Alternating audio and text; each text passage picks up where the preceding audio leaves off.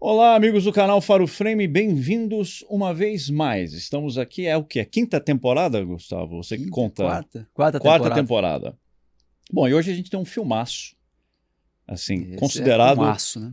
Assim, esse negócio de considerar o melhor filme é porque é gosto da pessoa, mas Sim. assim, a crítica, a imprensa especializada considera esse filme o segundo melhor de todos os tempos. Depois Cidadão Kane, Depois do Cidadão Kane. que nós já fizemos no Que canal. nós fizemos também. E o filme de hoje qual é, Gustavo? Diga lá. O Poderoso Chefão. Aí. Metendo o nariz no filme alheio. O Poderoso Chefão é um filme que retrata o mundo da máfia italiana, ambientado em Nova York após a Segunda Guerra Mundial, através da saga da família Corleone, liderada pelo patriarca Dom Vito, interpretado por Marlon Brando. Quando um poderoso rival tenta envolver os Corleone no tráfico de drogas, uma guerra sangrenta se inicia, colocando em risco a vida de todos os membros da família. Cabe ao filho mais novo, Michael, interpretado por Al Pacino, assumir o lugar do pai e defender a honra e o poder dos Corleone. O filme é uma obra-prima do cinema, dirigido por Francis Ford Coppola e baseado no livro de Mario Puzo. O longa foi vencedor de 3 Oscars e é considerado um dos melhores filmes de todos os tempos. E você, gostou do Poderoso Chefão? Cara, adorei. Acho que é um... Você que é uma Um dos amante de meus- filmes de máfia, né? Adoro filmes de máfia. Eu considero entrar pra máfia. E- Você não foi associado? Eu não já? fui associado, Gustavo. Ainda Só não. italianos podem entrar na máfia. E você não é italiano? Eu sou grego, Gustavo. É verdade. Eu tenho ascendência italiana. Você poderia entrar Poderia na entrar máfia, na mas máfia. você não é puro. Você sabe que isso é verdade, né? Bem antigamente, no início, só a máfia siciliana, só o siciliano poderia ser membro da máfia. Ah, é verdade, é. Só de Ah. uma região específica, né? Que Da Sicília é uma região, né? da Sicília. É, porque E- toda a história da Itália é muito fragmentada, né? Ela É. foi só ser uma Itália agora em 1800 e lá vai chiclete aí, né? É. Então, somente. E tem toda uma história que a gente não vai entrar aqui, porque eu não Muitos preparei. conflitos. Que é assim, a origem da máfia como instituição, como, sei lá, se é que a gente Isso, pode isso. chamar de instituição. Né? Mas depois, assim, apenas ser italiano é suficiente para você ser um made man, vamos dizer assim. É. Né? E agora, se você não é italiano, você não pode entrar lá. Você pode ser um associado, que eles chamam, né? Associado é como se fosse um cara Ah. que trabalha junto lá, mas não é Ah. um membro específico. Você vê que eu estou falando como se eu tivesse feito biografia de algum mafioso, né? Como se eu tivesse estudado o tema, Sim. mas é só de ver filme mesmo. Gustavo, o que você conta? É legal que Poderoso Chefão completou agora, em 2022, 50 anos. Ele é de 1972 e é um Em filme 72. que não envelheceu mal, né? Ele é um filme ótimo. É um filme tem muito toda bom até a hoje. construção dele. Vou começar com algumas curiosidades. Diga lá. Tem muita coisa que o pessoal fala na rede, que a gente vai acompanhando, mas uma coisa que eu não vi o pessoal falando é que teve um Oscar revogado pro primeiro Poderoso Chefão, né? Que é uma trilogia. Certo. Esse Oscar revogado é o de melhor trilha sonora, que foi pro Nino Rota. Ele recebeu o prêmio, mas a academia Quem, menino, acabou... o quê? Quem fez a trilha sonora do filme é Nino Rota. Nino Rota. Ele foi revogado o Oscar, que é aquela música que é conhecidíssima da trilha sonora do Poderoso Chefão. Só que a academia alegou que essa melodia já tinha sido usada num outro filme que chamava Fortunella, de 58. Belo sotaque. E ele violava as regras da categoria, que não poderia ter sido usado em nenhum momento, que era a música original, a trilha original, né? Só que aí o Rota ganhou o prêmio de melhor trilha original em 1974, usando a mesma música, o mesmo tema. Que o 74 é a parte 2 do filme. Aí você Tá. pode perguntar assim, mas peraí, o que aconteceu, né? O cara foi revogado em 72 para 73, depois 74 ganhou. Porque ele deu crédito ao autor original. Então, daí o que diz algumas possíveis explicações é que a academia mudou as regras nessa de 74, mudou a regra do jogo, que a trilha sonora na parte 2 já tinha elementos mais originais do que o primeiro filme, que eles tinham agregado algumas outras coisas. Poderia se argumentar que o tema principal já tinha sido feito parte da saga Corleone, então não faria assim, agora já faria parte como totalmente inovador, né? E já era parte da identidade do filme. Então essas são algumas coisas. De qualquer forma, o Rota recebeu esse Oscar e ele junto com o Carmine Coppola. Você sabe quem que é o Carmine Coppola? Não, quem é? Ele é o pai do diretor Francis Ford Coppola. que é o diretor do filme. Né? Qual foi a contribuição dele? Que o Coppola fez o filme acontecer, né? O Carmine ajudou a construir a trilha sonora. Acho que é Carmine. Carmine. Acho que é Carmine. Carmine Coppola. Não. E, por sua vez, o Carmine é tio do Nicolas Cage. Você deve se recordar. O Nicolas Cage não usa o Coppola, que é o nosso primeiro filme, né? Que é o Lost in Translation. Nós fizemos aqui no canal Lost in Translation e, na época, porque era da Sofia quem Coppola. dirigiu é a Sofia. Que a Sofia vem fazer parte do terceiro filme, não sei se você lembra. Sim, eu lembro. Sim. Ela é a Mary, lá, da filha do Michael Corleone. O terceiro filme é aquele que mais sai um pouco da curva, né? Depois a gente pode até comentar. Tem algumas coisas interessantes que eu vi alguns comentários do Coppola, por que ele deixou daquele jeito, mas pode ser um pouco mais à frente. Tem mais alguma história aí legal? Gustavo, deixa eu contar um pouco como nasceu o filme. O filme é baseado num romance de Mário Puzo. Né? O Mário Puzo era um escritor até com algum sucesso. Ele escreveu um filme, tinha escrito um filme chamado, eu não vou saber a versão em português, era The Pilgrim. The Pilgrim. É o livro. É um livro anterior ao que seria O Poderoso Chefão. E no livro The Pilgrim tinha um personagem que seria o Dom, seria o padrinho, seria o cara, né? E alguém cantou uma pedra para ele e falou assim, olha, se você vai escrever outro livro, eu acho que você devia desenvolver esse personagem. Esse personagem aqui tem coisa, não sei o que. Ele falou, tal, um cara da máfia e tal. Só que, apesar de ser descendente de italiano, ele não entendia nada de máfia. Mário Puzo, né? E aí que ele foi fazer uma pesquisa de campo. Então ele pegou o dinheirinho dele, comprou a passagem e foi para Las Vegas fazer uma pesquisa, porque a máfia dominava Las Vegas, enfim. Ao chegar lá, obviamente, ele se perdeu em bebedeira e carteado. Jogatina. E, né, não fez pesquisa, coisa nenhuma. Fez alguma coisa, pesquisa e tal, decidiu escrever o livro. E o livro foi um sucesso.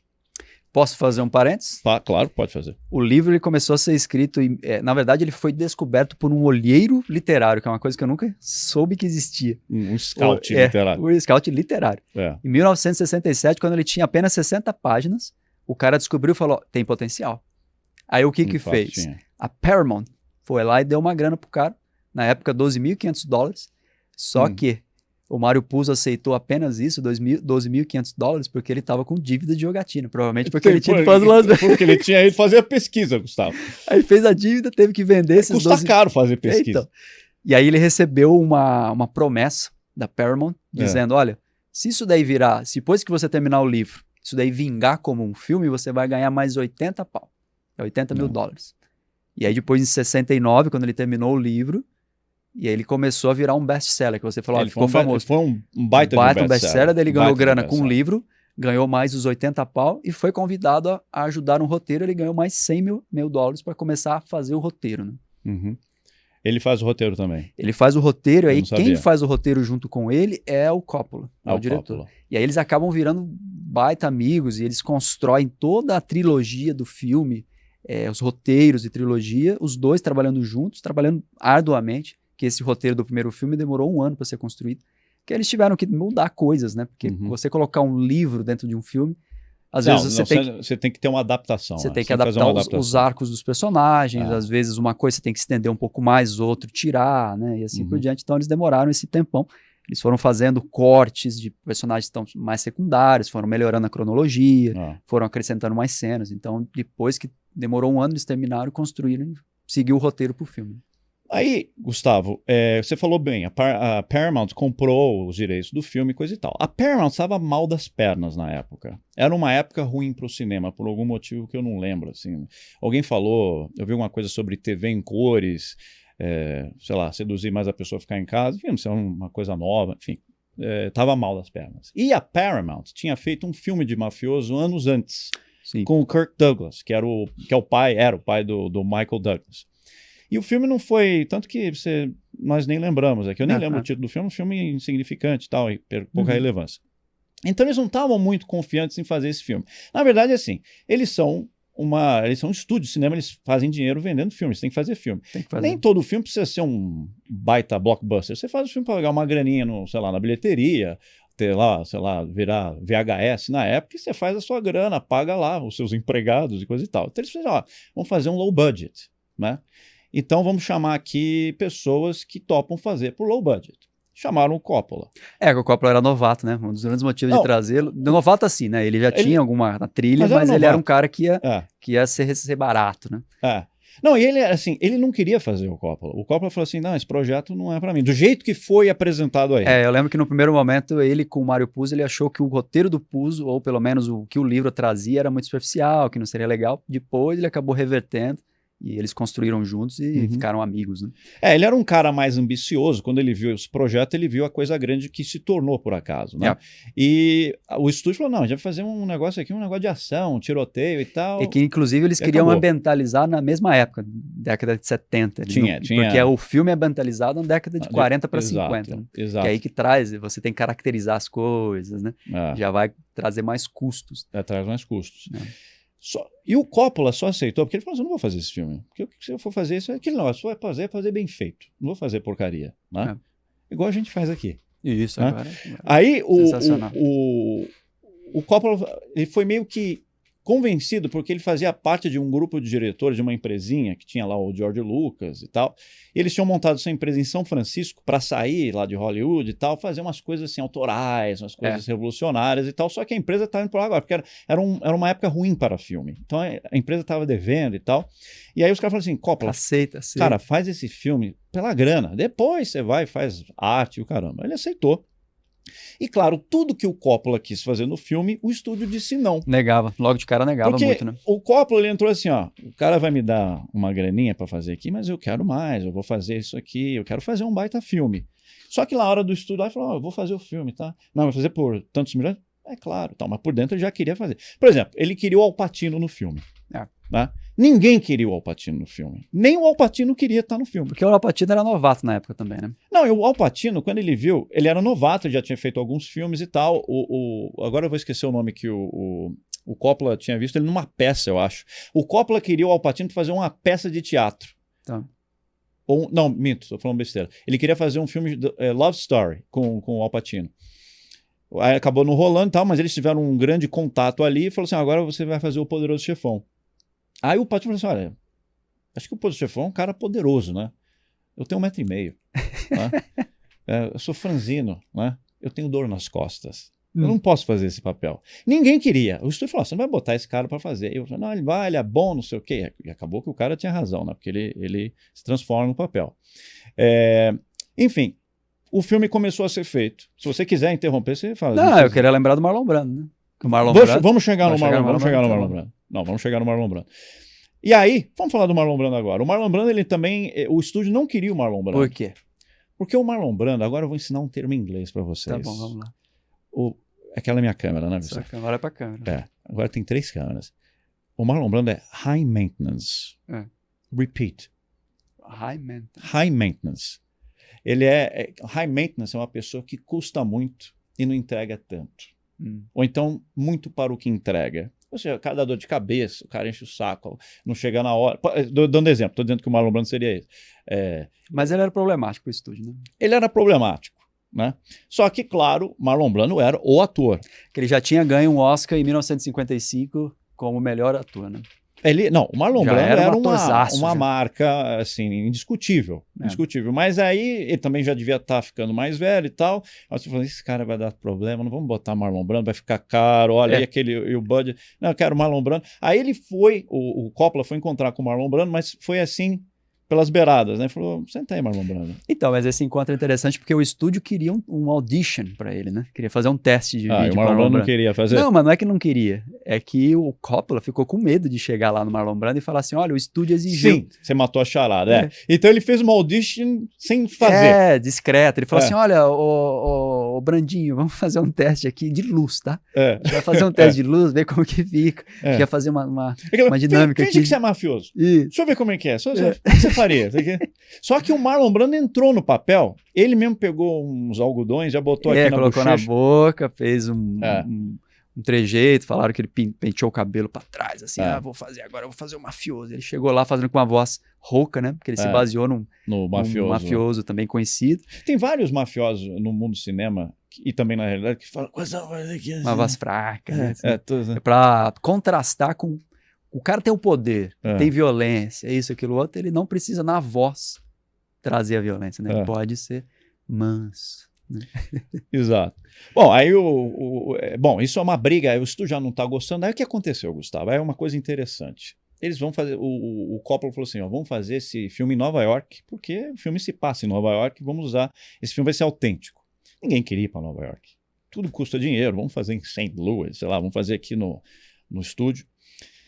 Ao chegar lá, o som do filme chegou nos ouvidos aqui da associação, a Liga Americana, Italo-Americana de Direitos Civis, né? Que era uma espécie de organização ativista em nome dos italianos. Uhum. E ele falou assim, esse filme aí vai sujar o nome dos italianos, né? Nós não queremos que esse filme seja feito. Aí ele falou, não, vamos fazer. Aí tem aquela negociação, vamos fazer, não tem nada disso, vocês estão enganados, é um filme, gente, é um filme. Só que, claro, por trás disso, tinha muito mais do que sujar filme do italiano. O nome do italiano. Imagem, né? A imagem do italiano. O líder dessa liga era um mafioso. Que é o queridíssimo Joseph Colombo. Joseph Colombo, famoso. Era o líder de uma das famílias lá da Itália, lá de Nova York. Ele falou assim, você vai fazer esse filme aqui, você vai jogar o holofote em mim. Em cima de mim, né? Eu não quero isso. Porque antigamente tinha aquela coisa assim, máfia não existe, né? Você sabe que tem muito filme de máfia que fala assim, máfia não existe. Não existe. There's no such thing as máfia. Não, o cara falava, né? Então, eles começaram a boicotar a produção do filme em Nova York. Como que fazia boicotar? Eles queriam usar externas, queriam lojas, né? Então, o estúdio ia lá alugar uma loja. Aí uma falou assim, se você alugar, bala na sua loja. Aí o cara, não posso alugar a minha loja. Então, ninguém não conseguia ter... Não conseguia fazer o filme, ninguém ia emprestar loja, emprestar apartamento e nada.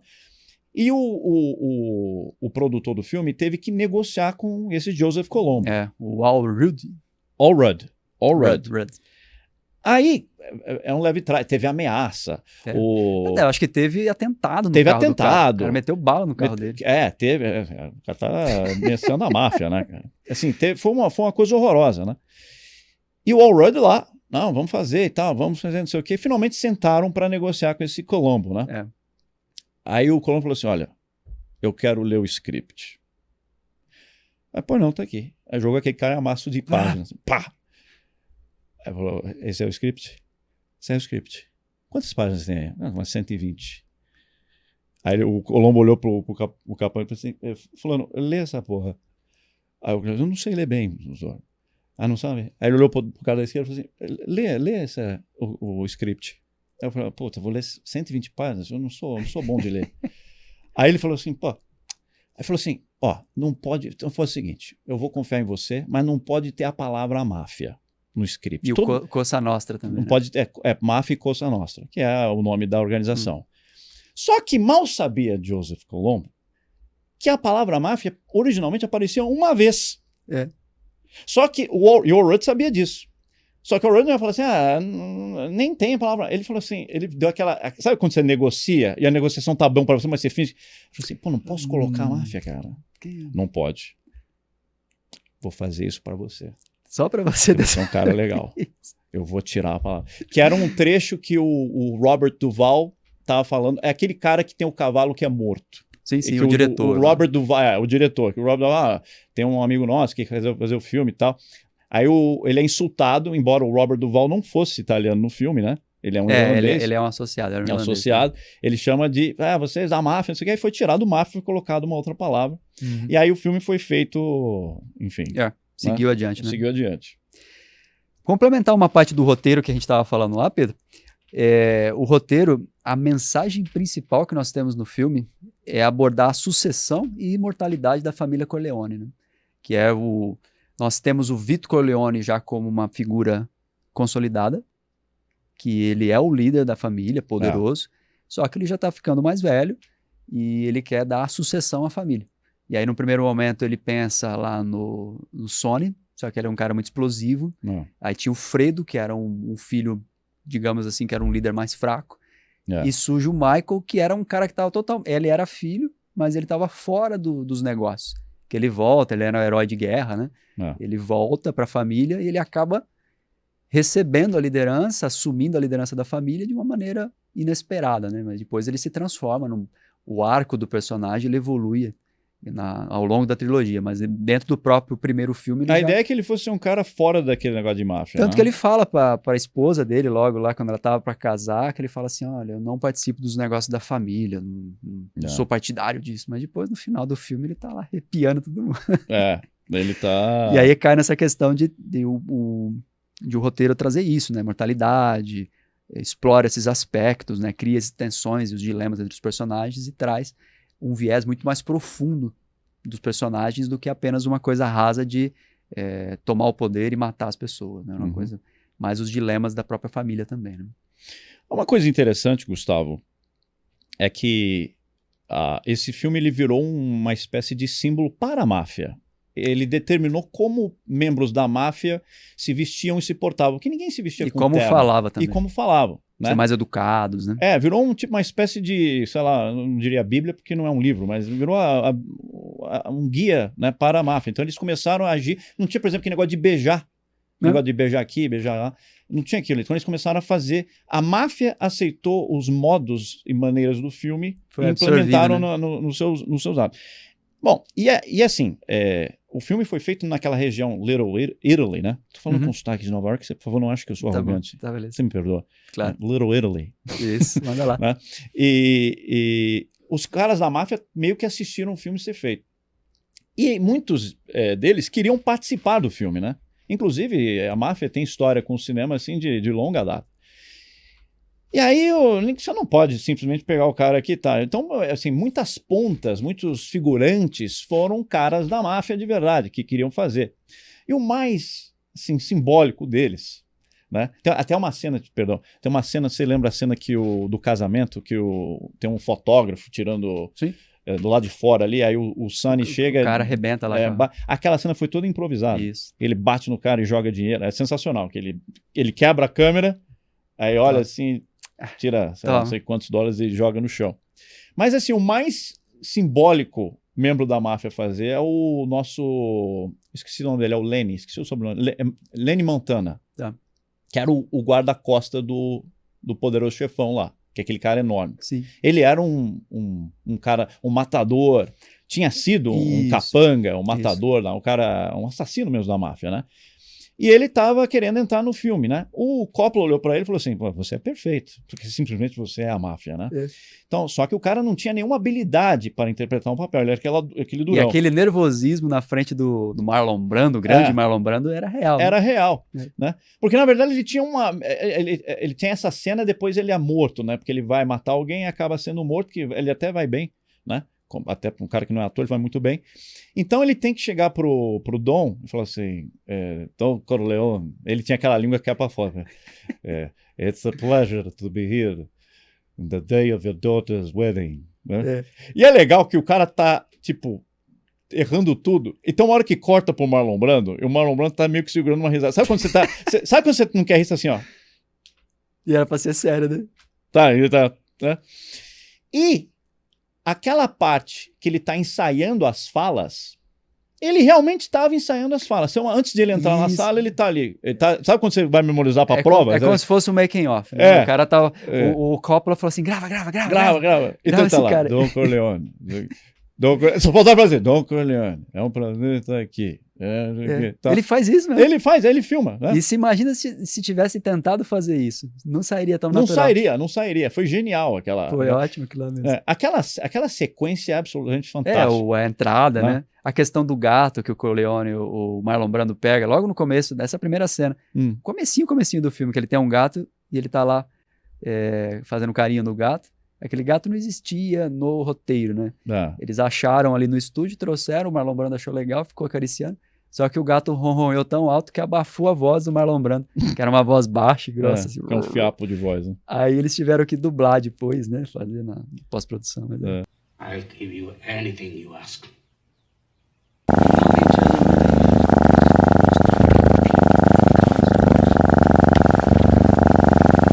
Teve se você assistir o filme num volume bem alto ou com headphones, né? Você vai notar uma coisa interessante na cena que tem o Michael e o Moe Green, que é aquela hora que eles estão em Las Vegas e ele quer comprar o cassino e tal, eles são sócios e ele fala, eu compro a tua parte, o cara não quer vender, né? E o Moe Green é excelente, aquele cara bem agressivo, também seria um associado da máfia. E tem uma hora que ele fala assim, eu falei com o Barzini, né? Em inglês ele fala, I talked to Barzini. Essa parte teve algum problema técnico na hora, ela teve que ser dublada, o que é super normal. Vários filmes, quando tem um defeitinho na hora, assim, a voz não sai, isso aqui, eles chamam o ator, depois pós-produção, fala, você tem que dublar ali, e o cara dubla ele mesmo, então é fácil, que ele já sabe o que ele falou, ele tem a mesma voz e tal. Só que eu acho que o cara que fez eu esqueci o nome dele, que fez o Moe Greene, ele devia estar em outra já, ele devia ter feito essa cena há muito tempo. Então ele tá assim, ele tá super acalorado. Vocês, a família Corleone tá acabando, o padrinho tá doente. Aí quando vai falar, eu falo, a família tá doente. I talk to Barzini. Aí, a rede não perdoa. Na rede tá assim, Moe Greene dublado por Darth Vader. É ótimo. What do you think is going on here? You think you can come to my hotel and take over? I talked to Barzini. Bom, Pedro, estávamos falando de Marlon Brando. Ele é conhecidíssimo, né? Como que nós falamos, é um cara que pode ser problemático, né? E ele boicotou o Oscar. Sim, a história é famosíssima. Claro, claro. Marlon Brando, o ícone do cinema, ele tem ótimas atuações e tudo mais, e tinha muito engajamento político também. Sim. Então, no primeiro filme, foi de 72, o Marlon Brando foi indicado e ganhou o Oscar em 73 por melhor ator. Muito merecido pelo Don Corleone, né? O Vito Corleone. Só que ele não compareceu à cerimônia. Em vez disso, ele mandou uma ativista, uma atriz, que era uma índia, né? Uma índia, uma nativa americana. Nativa americana, um termo mais correto, que era a Sachin Littlefeather, que é a Peninha, né? Sachin Peninha. Ah, sim. Ela subiu ao palco e recusou o prêmio fazendo um discurso. Com um discurso, mas aí por quê? Por que ele mandou uma nativa americana e por que o Marlon Brando negou? Porque ele estava envolvido numa causa que na época o cinema americano representava os nativos de uma maneira muito pejorativa, sempre como sendo selvagens que tinham que ser exterminados e tudo, coisa do tipo. E aí o Marlon Brando se engajou, fez um discurso, um baita de discurso, acho que de uns 10 ou 12 parágrafos. A Sachin foi lá para ler o discurso, ela leu um trechinho muito curto, e algumas pessoas aplaudindo, outras vaiando, metendo pau, falando, não, o que é isso, um absurdo e tudo mais. E aconteceu isso, não levou, defendeu lá os direitos, né, de como que deveria ser os nativos americanos representados e tudo mais. E depois de 50 anos, a academia foi lá e formalmente pediu desculpas pelos maus tratos, e inclusive o maltrato para Sachin lá, né, quando ela estava lá fazendo o discurso. E acabou ficando isso famosíssimo por ele ter boicotado o Oscar. E inclusive, nesse mesmo Oscar, o Al Pacino também causou polêmica. Só que a polêmica dele, ele boicotou de uma maneira assim, não tão nobre, né? Porque ele tinha se sentido insultado por não ter sido indicado ao Oscar de melhor ator. Ele foi indicado a melhor ator coadjuvante. E a grande alegação da Al Pacino era para dizer assim, eu tinha mais tempo de tela que o Marlon Brando. Apesar de ele ser um personagem secundário. E secundário, assim, vamos colocar entre aspas, né? Eu ia falar isso. O Vito Corleone é o principal, mas daí nós temos o Michael, que emerge também. Você não acha que o Michael é o principal? Para mim, o Michael é o principal. Será que ele é o principal e o Vito vem para dar escada para ele? O Marlon Brando é um puta ator, então naturalmente você fala, ele deve ser mais... Assim, no filme, você vendo o filme, você fala quem é o principal. Se você for ver a conclusão do filme, o Michael é o principal. O Michael é o principal. E o Vito pode ser um principal B, digamos assim, né? É um termo novo, né? Um termo novo, não é o coadjuvante. Ator principal B. É isso, mas tá várias polêmicas em cima do filme. É um filmaço, né? Pra quem nunca... Mesmo que você não curta filme de máfia, não curta as violências e tudo mais, mas ele é um filme que existe essa questão da família, a questão daquilo nós estávamos falando do roteiro, né? Da imortalidade da pessoa, entre aspas, né? De mantê-lo, deixar um legado, tem todos esses ensinamentos, tem muitas camadas, né? Então é um filme que ele é muito estudado não só pelo público geral, mas para quem estuda cinema. Então é uma construção grandiosa que resiste ao tempo, né? Então ela tá aí, influenciou muita gente, influenciou séries, influenciou outros filmes, influenciou o cinema e TV. É um dos filmes mais citados assim, até filmes que não de máfia, aquele filme Mensagem pra Você, do Tom Hanks com a Meg Ryan, ele fica citando Let's Go to the Mattress. Assim, tem várias citações, né, em vários filmes. Inclusive essa questão que falou, que ele influenciou até a própria máfia, na realidade. Influenciou, né? A máfia, o jeito de agir da máfia. Extraordinária para um filme, né? E Bom, Pedro, você tem algum outro filme que você indicaria para quem gosta desse estilo? Sim, para quem gosta de máfia, eu recomendaria Bugsy. Bugsy. Com Warren Beatty e Annette Bening, adoro falar esses nomes em inglês, tá?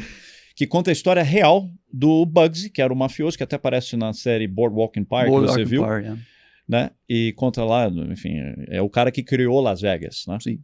Então, recomendo, um filme bem antigo, dos anos 90, mas é bem interessante. É um filme, outra pegada do Godfather, é um filme que parece mais, sei lá, hollywoodiano, assim, do que um filme mais, enfim, é outra pegada, assim, mas é legal também. Tá.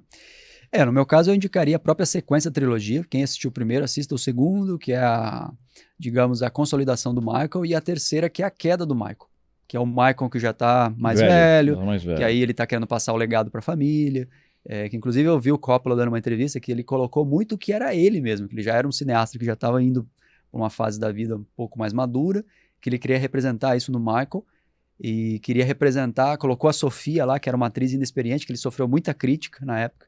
Filha dele, né? É filha dele, Sofia.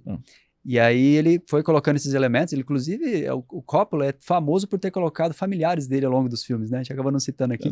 Mas a Sofia aparece no primeiro filme, depois ela vem no terceiro filme, porque os filmes vão 72, 74 e 90, então teve um bom espaço, né? Inclusive tem uma coisa rapidinha aqui para falar, o Coppola disse que ele teria um quarto filme, ele estava desenvolvendo com o Mário Puzo, que seria uma continuidade que mostraria o envolvimento da família Corleone com o tráfico de drogas, que é uma coisa que o Vito não quis no primeiro filme. Ele era contra, mas a família entraria nesse desenvolvimento da parte da droga e que aí a família ia decair de fato. Mas aí no final das contas o Mário Puzo acabou falecendo em 99 e o Coppola não quis dar sequência, eles não fizeram a quarta temporada, o quarto filme, né? E outros dois filmes que eu indicaria também são Os Bons Companheiros, que nós já fizemos aqui. Muito bom. E o Irlandês, que também fizemos no canal. O canal é um espetáculo, vários filmes de máfia, né? Vamos fazer um canal só de máfia, Gustavo. É isso aí. A gente vai fazer o Sopranos, né? Vamos fazer o Sopranos também. E em breve, The Boardwalk Empire. Exato. E pode ser o Bugsy também. Não. Aliás, eu queria aproveitar para pedir sua bênção. Bom, vamos pedir a bênção para os nossos telespecs. Quem curtiu o filme, quem curtiu o nosso vídeo, espero aí que façam seus comentários, possa compartilhar esse conteúdo, curtir e dar dicas pra gente do que mais que a gente pode melhorar no nosso canal. Nós estamos aí tentando melhorar agora a parte de infraestrutura, melhorando as histórias, sempre. Em breve um Pix. Um Pix, quem sabe, né? É isso, pessoal. Espero que tenham curtido. Até uma próxima. Tchau, tchau. Tchau. Action!